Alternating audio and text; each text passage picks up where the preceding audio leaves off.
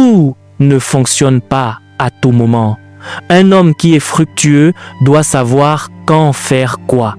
Dans l'Ecclésiaste chapitre 3, verset 1, la Bible dit « Ô mon Dieu, voyez, calquez votre vie sur ces choses. » Il a dit « Il y a un temps pour tout, un temps pour toutes choses sous le ciel. » Si vous manquez des opportunités, vous travaillerez dur. Vous devez connaître la différence entre le temps chrono et le temps kairo. Vous pouvez utiliser 9 mois pour vous préparer. Si vous manquez 1 heure, ces 9 mois peuvent être gâchés. C'est cela, la puissance du moment opportun. Le moment opportun est si court que beaucoup le manquent. Avant de continuer cette vidéo, nous voulons vous dire merci de regarder nos vidéos. Si vous souhaitez soutenir cette œuvre, vous pouvez écrire au numéro qui s'affiche à l'écran. Également, vous souvenir que nous avons notre librairie chrétienne où nous avons écrit plusieurs documents déjà aujourd'hui, parmi lesquels les généraux de Dieu. Donc, le lien dans la description de cette vidéo ou bien écrire au numéro qui s'affiche à l'écran. Ainsi, ils font la même chose depuis 15 ans parce que leur moment opportun n'arrive que tous les 4 ans et les démons aussi sont intelligents. Ils ne se soucieront peut-être pas que vous alliez à l'église tous les jours pendant 9 mois, que vous jeûniez et que vous priez, mais quand arrive le mois d'octobre, vous devez tomber dans l'immoralité et vous ne savez pas qu'ils ont étudié votre cycle. Ils savent que vos rencontres ont lieu en octobre. Ainsi, vous pouvez jeûner chaque jour pendant 9 mois. Tous les démons attendent le mois d'octobre. Dès le 1er octobre, quelqu'un vous appellera. « Es-tu toujours en vie ?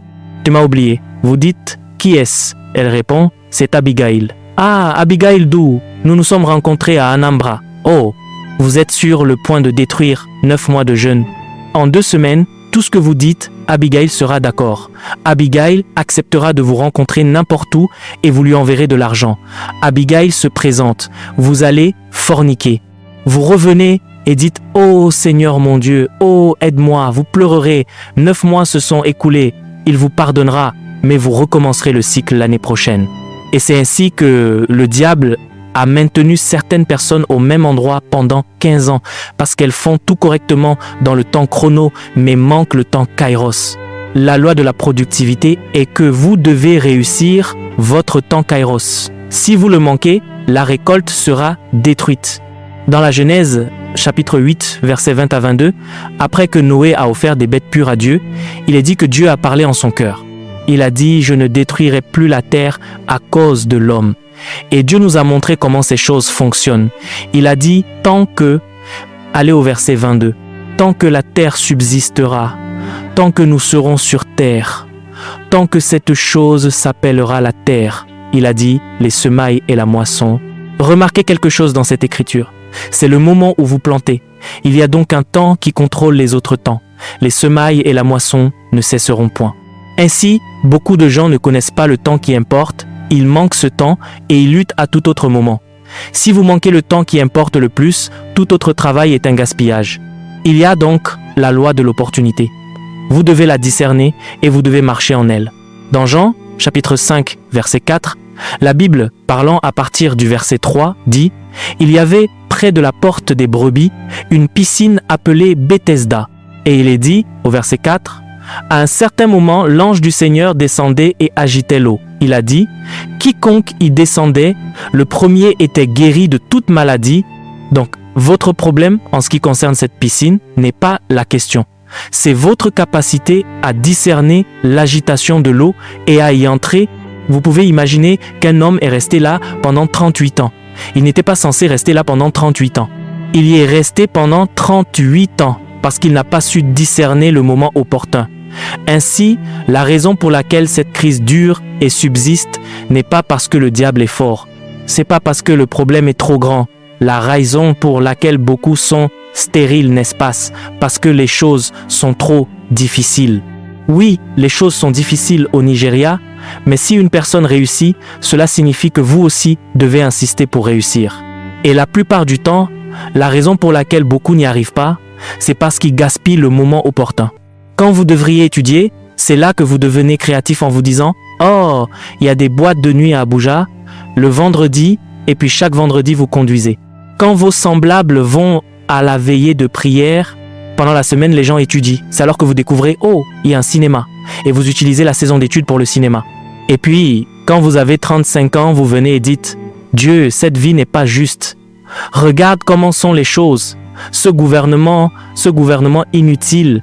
Et puis vos amis qui ont travaillé quand il le fallait, vous vous offusquez maintenant contre eux. Imaginez, il a 5 voitures.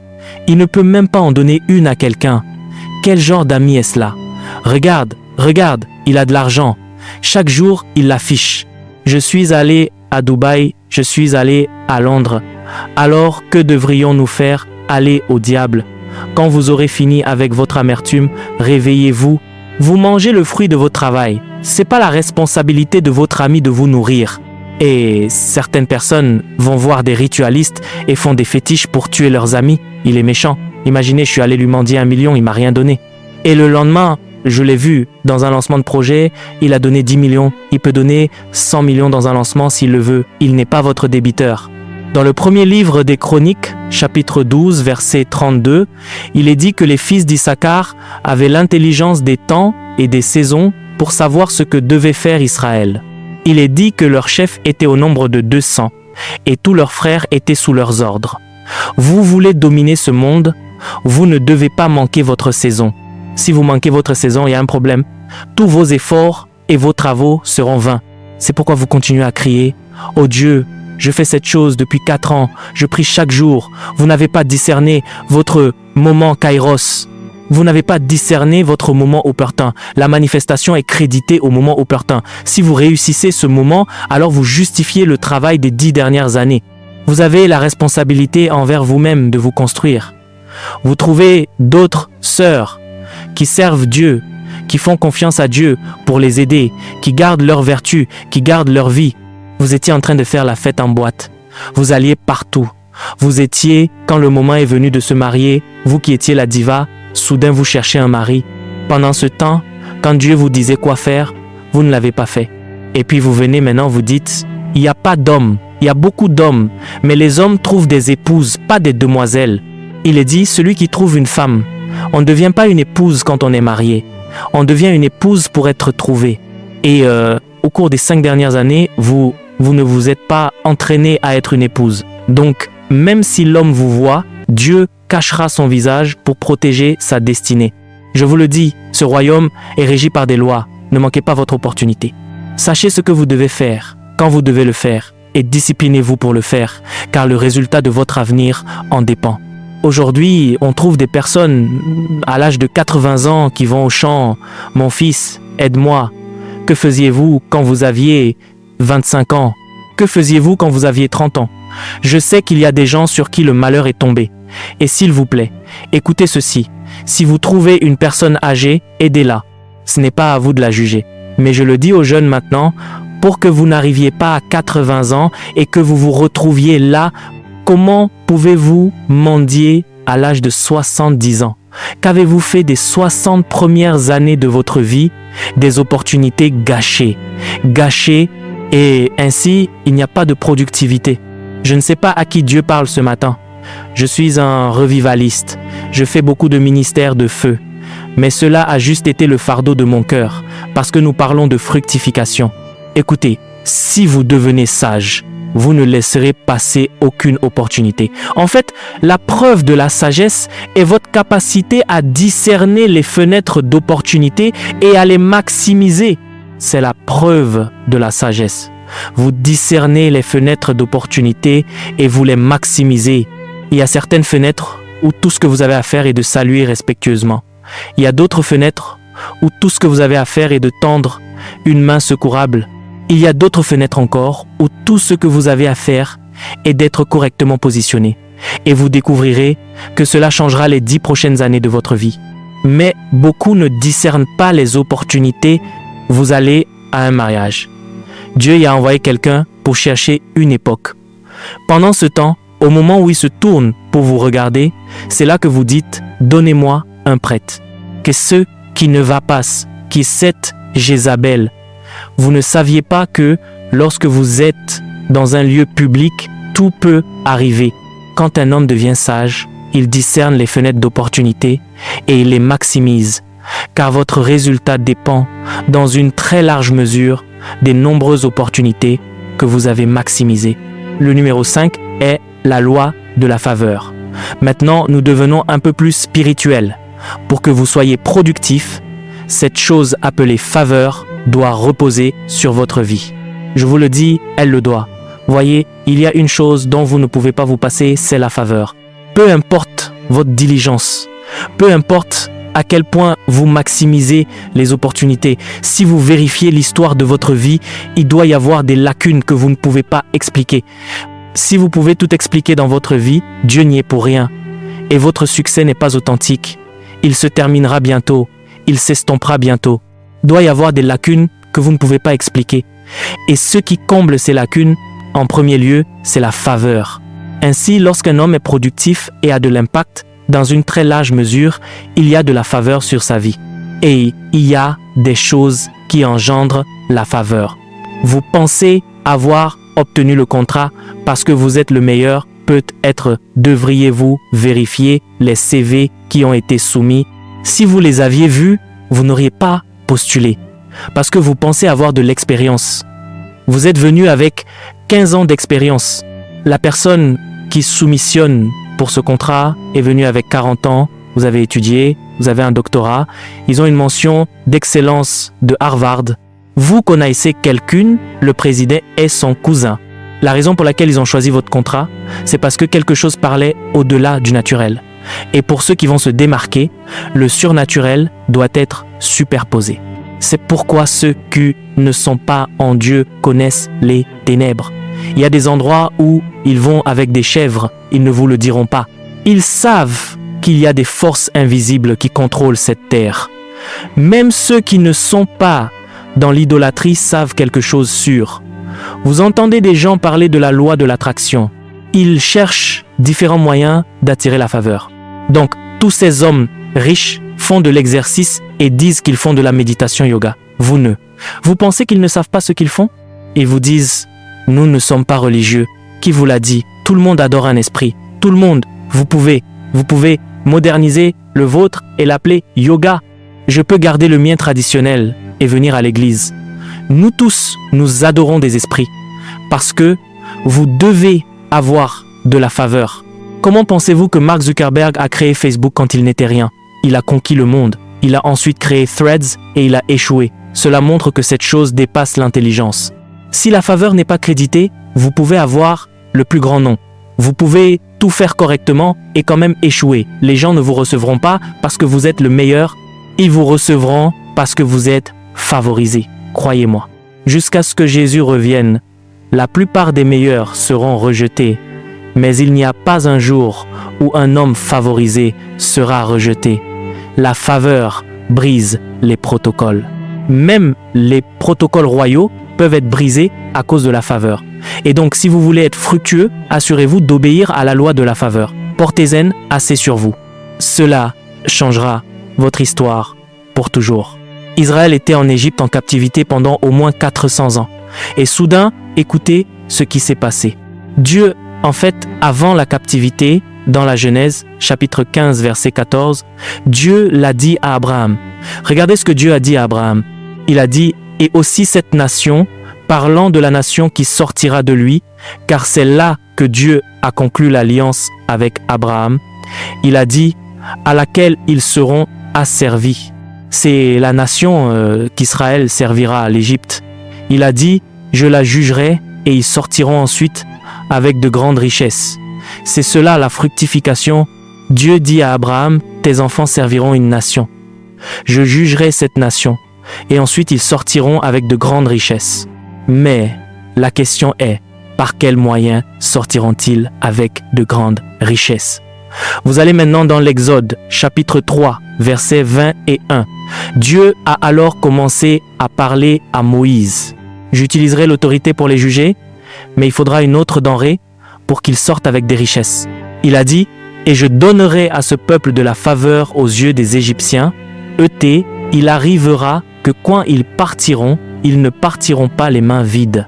Donc, il faudra de la puissance pour juguer l'Égypte, mais il faudra de la faveur pour remporter des richesses. Vos ennemis peuvent être jugés. Une nation peut être jugée, mais vous resterez pauvres. C'est pourquoi vous ne pouvez pas négliger la faveur si vous voulez avoir l'abondance et la profusion.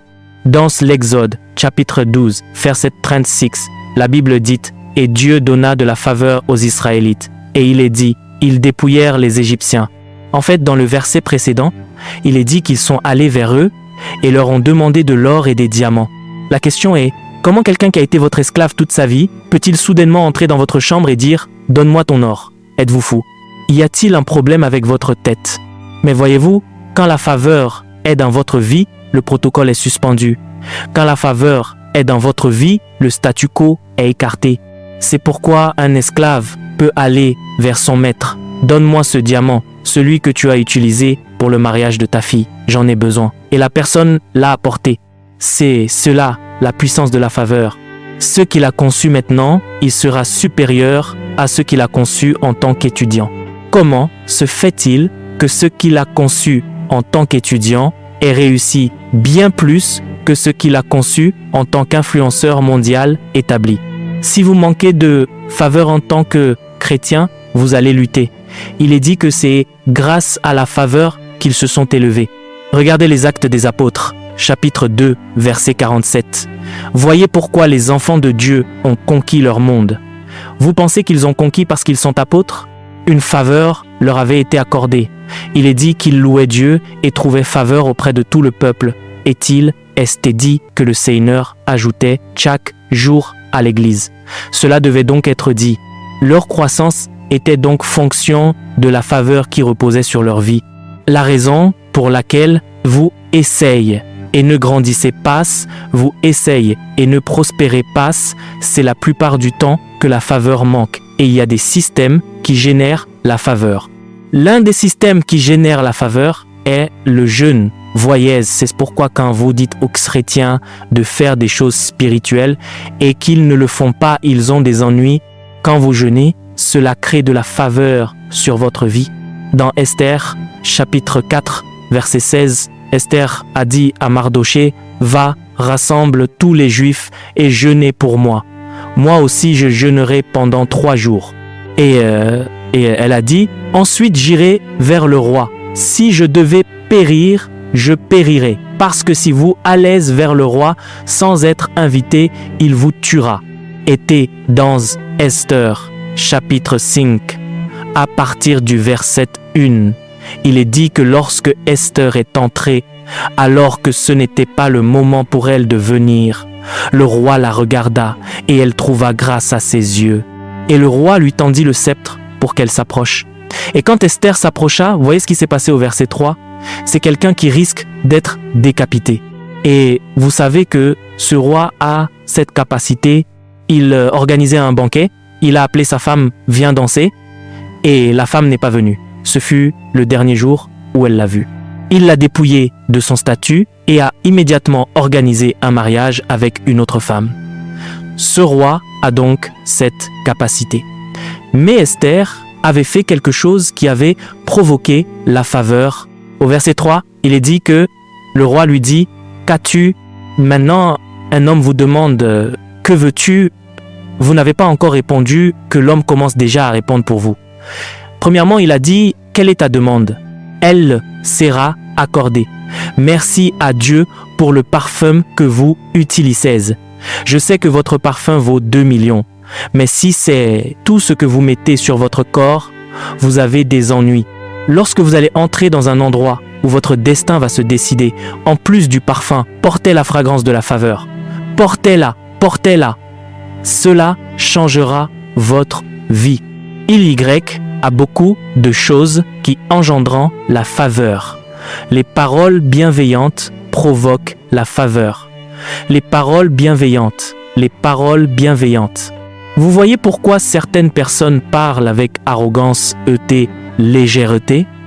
Elles ne connaissant pas leur esprit, leur propre destinée, des paroles bienveillantes, aussi simples que cela puisse être.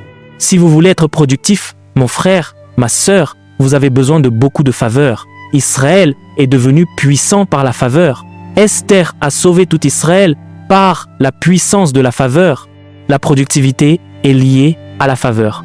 La loi numéro 6 est la loi de la bénédiction. Quiconque prospère sur terre a été béni. Je vous le dis, dans la Genèse chapitre 1, verset 28, quand nous lisons « Avant que Dieu ne leur dise d'être féconds, il est dit « Et le Seigneur les bénit ». Si vous ne les bénissez pas, ils ne peuvent pas être féconds, peu importe leur ardeur au travail. Le travail acharné est une bonne chose, mais les personnes qui travaillent le plus dur ne sont pas les plus riches. Et si vous pensez que c'est un mensonge, allez là où l'on construit. Les gens qui travaillent le plus dur sont ceux qui portent des parpaings et du sable. Lorsqu'ils mélangent une pelle après l'autre, ils disent que c'est pour leurs 15 néras ou 18 néras. Pendant ce temps, l'ingénieur arrive et dit « D'accord, faites ceci, faites ceci, faites ceci, faites cela ». Et il s'en va. Il gagne plus de 1000 fois ce que tous gagnent ensemble. Il a travaillé dur à l'université, mais maintenant il parle. Ainsi, le travail acharné est une bonne chose. Mais en plus du travail acharné, mon frère, tu as besoin d'autre chose. Il y a une bénédiction. Il est dit, c'est la bénédiction de l'Éternel qui enrichit et il n'y ajoute aucun chagrin. Tu dois donc t'assurer de porter une bénédiction sur ta vie. Il y a une bénédiction que nous recevons de l'Évangile, mais en plus de cela, il y a des systèmes et des autorités que Dieu a mis en place pour nous bénir. C'est pourquoi vous ne pouvez mépriser aucun canal par lequel passe une bénédiction. Vos parents, les aînés de la société et les autorités spirituelles. Quand le diable veut dépouiller une génération, il lui enseigne la rébellion. Et c'est ainsi que l'on trouve beaucoup d'enfants désobéissants à leurs parents. Elle entre dans la maison et dit « Maman, lave l'assiette. Je viens de me faire les ongles. Je ne peux pas laver. Vraiment, tu es instruite, tu es civilisée. Alors ta mère, qui t'a mise au monde, va cuisiner. Tu vas manger. Elle va ramasser l'assiette et la laver. Et si maman veut parler, allons maman, qu'est-ce que c'est que ça? Ta mère a peur de toi. Tu mourras jeune. C'est ton cadeau. C'est ton cadeau. Dieu a un cadeau pour ces gens-là. Tu mourras jeune. Et si tu échappes à une mort précoce, tes enfants te tourmenteront. Tu as ainsi instauré une malédiction dans ta lignée. Tout système qui bénit, écoutez, quand les gens se rebellent et les méprisent, taisez-vous.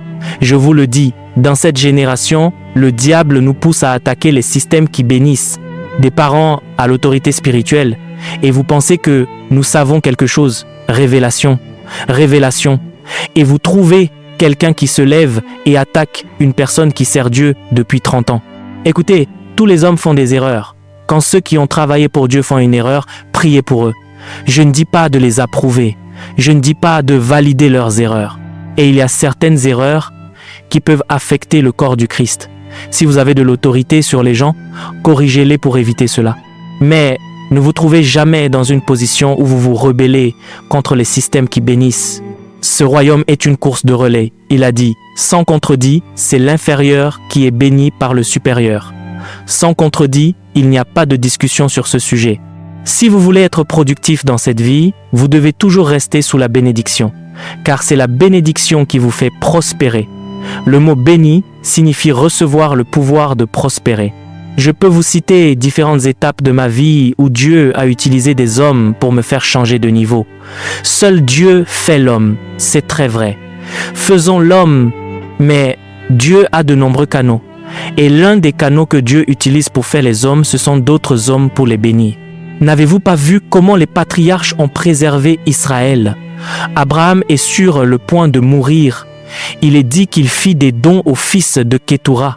Mais il est dit qu'à Isaac, il donna la bénédiction. Isaac est sur le point de mourir. Dans la Genèse chapitre 27, il appelle Ésaü « Va me chercher un gibier savoureux. Laisse-moi manger et mon âme te bénira. Je ne te bénis pas seulement en parlant.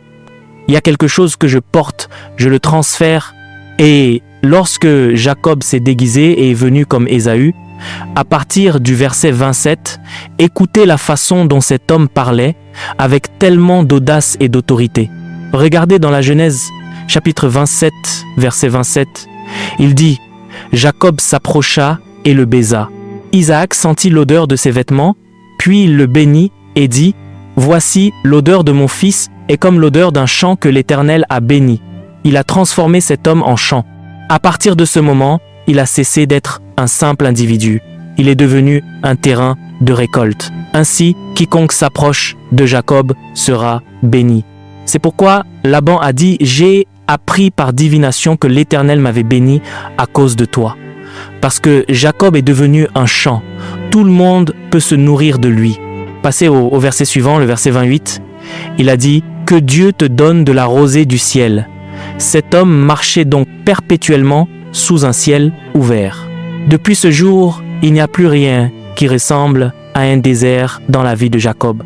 Partout où il va, il y a l'abondance. Comment un homme peut-il être ainsi simplement parce que quelqu'un a parlé? Il a dit « et de la graisse de la terre, et beaucoup de blé et de vin ». Dans le verset suivant, il a dit « que tes frères se prosternent devant toi ». Il a fait de lui le premier-né, en parlant, parce que les bénédictions font les hommes. Quand le diable veut vous tuer, il vous prive et vous coupe des canaux de bénédiction. C'est une loi. Il y a beaucoup de personnes qui travaillent dur. Elles se demandent « J'ai fait ce qu'on m'a dit de faire. Pourquoi cela ne fonctionne-t-il pas ?» Parfois, la bénédiction fait défaut. C'est une loi pour chaque institution et chaque individu qui devrait être une bénédiction dans votre vie. Assurez-vous de payer le prix de leur honneur. Il a dit « Honore ton père et ta mère ». Même s'ils ne disent rien, il a dit « Afin que tes jours se prolongent sur la terre ». Donc votre père n'a même pas besoin de dire « Vis longtemps ». Honorez-les simplement. Vous avez activé la loi. Il a dit « Sans contredit, c'est l'inférieur qui est béni par le supérieur ». Quand vous honorez un système, il y a une transmission. Tout commence à couler. C'est cette bénédiction qui apportera de la valeur à vos travaux. Partout où le Saint-Esprit repose, il y a la prospérité. Dans Ésaïe chapitre 32, verset 15, la Bible dit « Jusqu'à ce que l'Esprit soit répandu d'en haut sur nous ». Il a dit « Alors le désert se changera en verger et le verger sera considéré comme une forêt ». C'est pourquoi chaque fois qu'il y a un réveil, il y a une explosion de prospérité. Même dans les Actes des Apôtres, la Bible dit qu'il n'y avait aucun indigent parmi eux. Dès que le Saint-Esprit est répandu, la productivité devient naturelle. La fécondité devient naturelle. C'est pourquoi vous ne pouvez pas vous permettre d'être à sec à aucun moment. En tout temps, assurez-vous que le mouvement de l'Esprit est sur votre vie. La prière, le jeûne, l'attente du Seigneur, toutes ces choses provoquent l'effusion. Voyez, les apôtres, lorsqu'ils ont été battus de verge, la Bible dit qu'ils allèrent vers les leurs. Ils prièrent, le lieu où ils étaient assemblés trembla, et ils furent tous remplis du Saint-Esprit à nouveau. Dans les Actes, chapitre 4, verset 33, il est dit « Les apôtres rendaient avec beaucoup de force témoignage de la résurrection du Seigneur Jésus, et une grande grâce reposait sur eux tous. » Et il est dit « Tous ceux qui possédaient des champs ou des maisons les vendaient, apportaient le prix de ce qu'ils avaient vendu, et aucun d'eux n'était dans l'indigence. » Quand il y a une effusion, il y a l'abondance. Vous ne cessez de vous multiplier, même les âmes se multipliaient. Dans les Actes, chapitre 2, verset 41, environ 3000 âmes furent ajoutées. Dans les Actes, chapitre 4, verset 4, le nombre des hommes s'éleva à environ 5000. Dans les Actes, chapitre 6, verset 7, une grande multitude de sacrificateurs obéissaient à la foi. Dans les Actes, chapitre 13, verset 44, presque toute la ville se rassembla. Un homme peut simplement continuer à s'agrandir tant que le Saint-Esprit est répandu. Ainsi, chaque fois que vous devenez sec, sachez que cela affectera votre argent. Je vous le dis, en tant que prédicateur, si je pars en retraite pendant 7 jours, je ne prêche pas, non. Parfois, ce qui me vient est plus important que ce que j'ai lorsque je voyage partout. Vous êtes à l'intérieur. Pendant que vous priez, Dieu touche le cœur des gens. Vous sortez et quelqu'un vous appelle. « S'il te plaît, je me sens poussé à faire ceci. Je me sens poussé à faire cela. » Vous dites « Ah, mais je ne travaille pas. » Non, parfois ce n'est pas en travaillant. On court plus vite quand on attend parce que c'est là que se trouve l'effusion. La loi numéro 8 est la loi de la prophétie. Quand la prophétie vient, je vous l'ai dit hier, même des eaux desséchées peuvent devenir une grande armée. Ézéchiel, chapitre 37, vous verrez cela. Une vallée d'os desséchés, il a dit, les os étaient complètement secs. Il a dit, mais j'ai prophétisé selon l'ordre que j'avais reçu, et les os desséchés sont devenus une armée. C'est cela, la puissance de la prophétie. La prophétie est puissante. Écoutez, l'une des plus grandes bénédictions que vous recevez pendant le culte, c'est lorsque la parole est proclamée. Ce n'est peut-être pas émotionnel. Je sais que parfois nous aimons l'émotion, mais écoutez, si cette parole vient de Dieu, elle changera votre histoire. La prophétie J'ai vu l'excellence de la prophétie dans ma propre vie et dans la vie de ceux qui me suivent. Un frère est venu vers moi en voiture, son véhicule est tombé en panne sur la route, il est arrivé et, pendant qu'il s'asseyait, Dieu m'a dit que je l'élèverais et je me suis levé. Vous savez, quand vous entendez Dieu, vous devenez audacieux. Je lui ai dit, crois-tu en Dieu? Il a répondu, oh, Dieu est vivant. Pourquoi as-tu lutté à Abuja pendant 12 ans? Tu répondras avec attention. Dieu est vivant. J'ai dit, écoute-moi bien. Dans les 3 prochains mois, tu ne te reconnaîtras plus.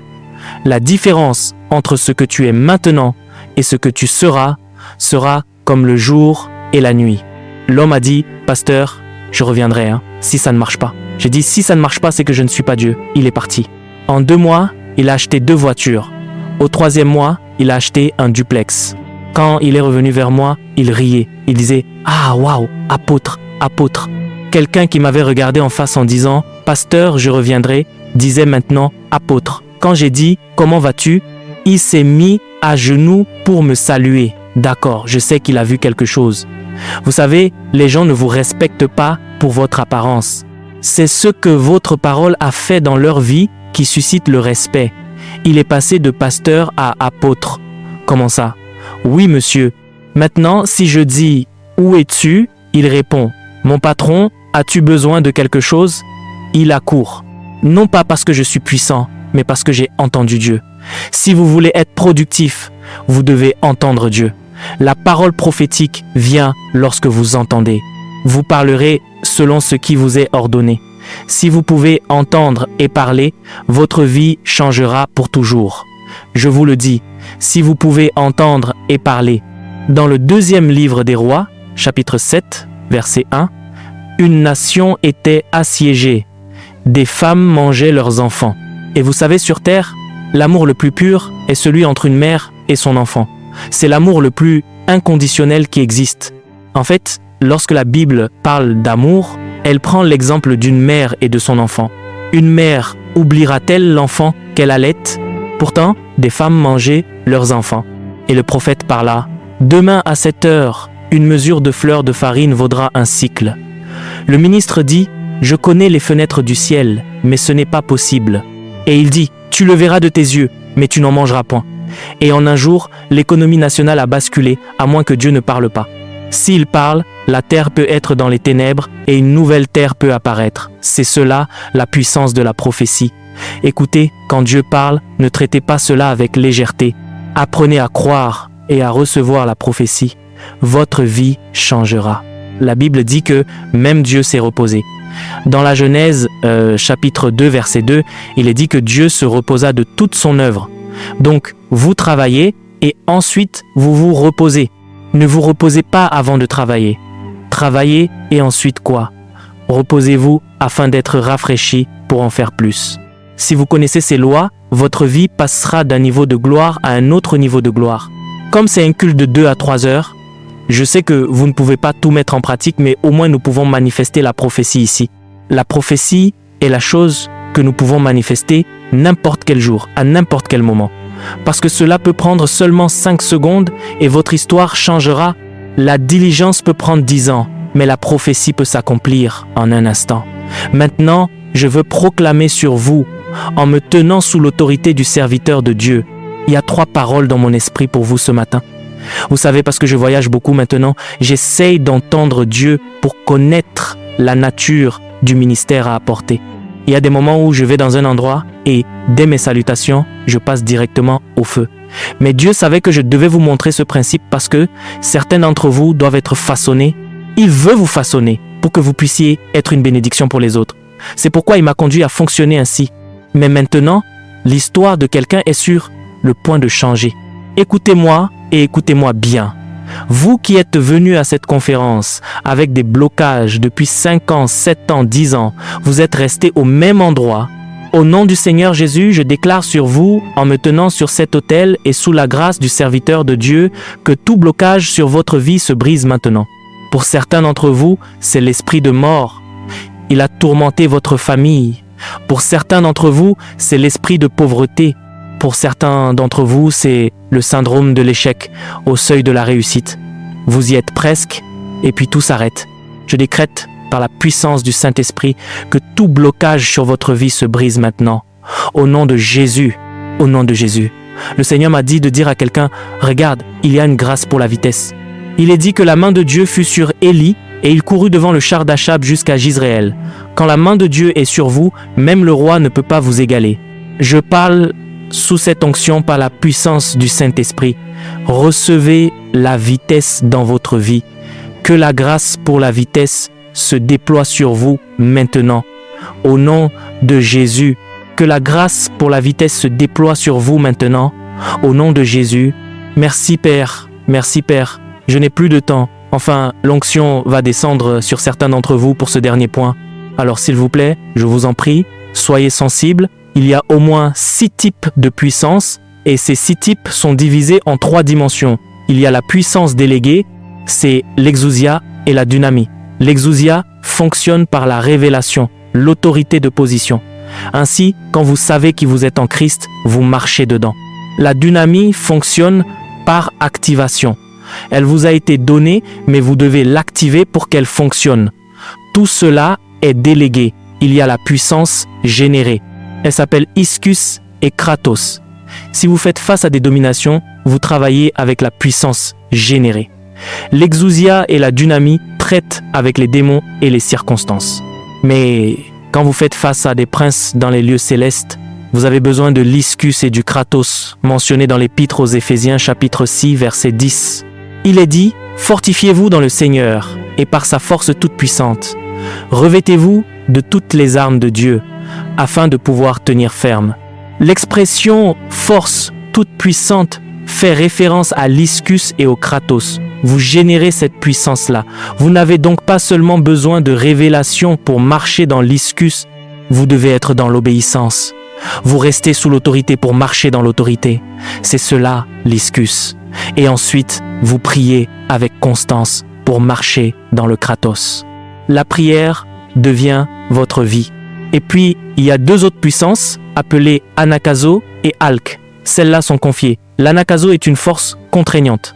Quand vous parlez, votre génération doit vous entendre. Ainsi, si vous devez devenir un phénomène national, vous avez besoin de l'Anakazo. Il y a beaucoup de gens qui chassent les démons et que personne ne connaît. Il faut l'Anakazo pour que votre génération vous entende. Et l'Alk est l'influence pour que vous soyez un dirigeant. Quand vous étudiez la Bible, partout où vous voyez dirigeant ou gouverneur, la plupart du temps, vous voyez le mot « alk » qui signifie influence. Dieu accorde du crédit à l'influence sur votre vie afin que tout ce que vous faites devienne mondial. Dieu veut que je vous transmette la vertu qui vous fait marcher dans l'influence et la force contraignante. Parce qu'il y a certains d'entre vous ici qui ont des dons, qui ont des talents, mais personne ne vous entend. Par les compassions de Dieu, 1 ou 2 personnes m'écoutent. Je peux donc vous transmettre quelque chose. Et que ce soit de l'eau que vous vendez, votre génération peut venir l'acheter. Que ce soit du chant que vous chantez, votre génération peut venir l'écouter. Que ce soit de la prédication que vous prêchez, c'est pas une question d'activité, c'est une question de grâce. Si cette onction est sur votre vie, ce que vous faites deviendra mondial. Levez vos mains vers le ciel. Demandez à Dieu, Seigneur, mets cette grâce sur ma vie. Je veux impacter ma génération.